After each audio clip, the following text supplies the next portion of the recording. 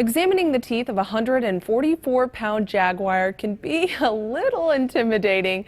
But at Zoo Miami, the team worked together to immobilize Adonia, the 9-year-old male jaguar. Get him on this examination table. They cleaned his teeth, which they say are in excellent condition. They also took blood, x-rays, and an ultrasound.